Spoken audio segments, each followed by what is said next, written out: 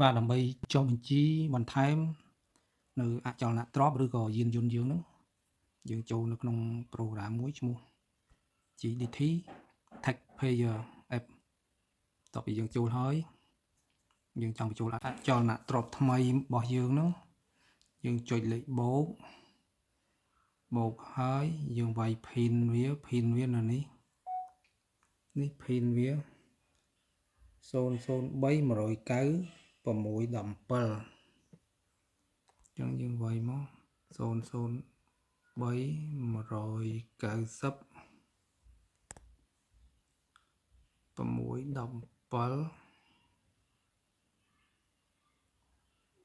158 ហើយបន្ទាប់មកយើងវាយលេខទូរស័ព្ទនេះ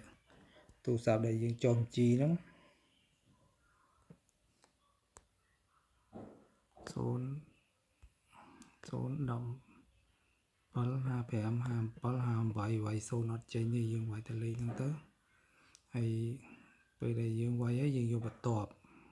មកវានឹងផ្ញើលេខកូដឲ្យយើងហើយ332242ហើយយើងវាយលេខកូដនឹងចូលមក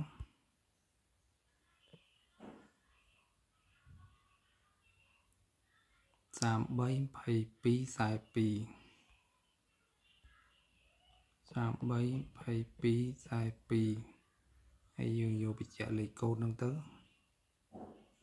ចុះមកយ៉ាងអូសំទោស2242នេះឈ្មោះយើងនឹងត្រឹមត្រូវយើងដាក់យល់ព្រមទៅភេទប្រុសអ៊ីមែលបើយើងក្នុងនេះអត់មានអ៊ីមែលទេយល់ព្រមអចលនទ្រព្យនេះបានរួចរាល់ហើយប្រាប់លេខផ្ទះលេខអីហើយឋានភាពពន្ធបង់រួចរាល់អញ្ចឹងមានន័យថាយើងបង់រួចហើយក៏យើងចុះជីថ្មីទេហើយបើយើងចង់អេតអចលនទ្រព្យផ្សេងមួយទៀតយើងចុចលេខបូកនឹងតទៅទៀតទៅអូខេអញ្ចឹងយើងបន្ថែមនៅអចលនវត្ថុយើងមួយផ្សេងទៀតអញ្ចឹងយើងយកបូកហើយយើងវាយ PIN នេះ PIN នៅលើនេះ003ហើយលេខទូរស័ព្ទដែលយើងត្រូវបញ្ចូលហ្នឹងហើយអចលនទ្រព្យនេះវាមាន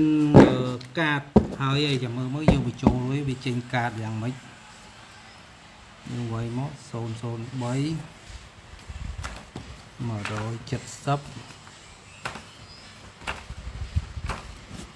316 056 24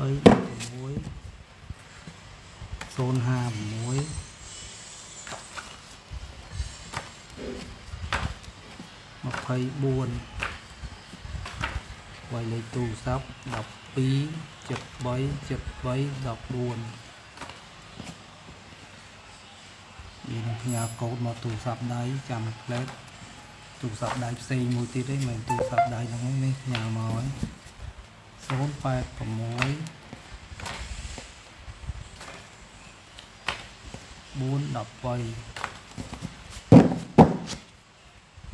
លេខកូដធំតើហើយសំអុយអញ្ចឹងយើងយកយល់ព្រមមក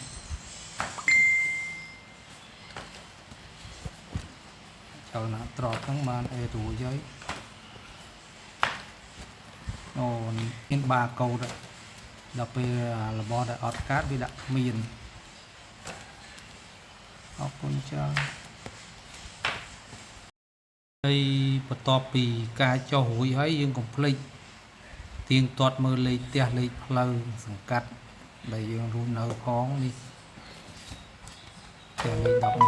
RE0 ផ្លូវ108សង្កាត់បឹងរាំងខណ្ឌដូនពេញត្រឹមត្រូវហើយផ្ទះនេះផ្ទះលេខ8 E0 ផ្លូវ 178 ភូមិ9សង្កាត់ណាខណ្ឌដូនពេញធម្មត្រូវហើយហើយមួយទៀតផ្ទះលេខ10ផ្លូវគ្មានតាមពិតផ្លូវសំណាងភូមិសីសោះសង្កាត់និរោធខណ្ឌច្បារអំពៅធម្មត្រូវហើយអូខេការចុះបញ្ជីយើងនៅមានត្រឹមតែប៉ុណ្ណឹង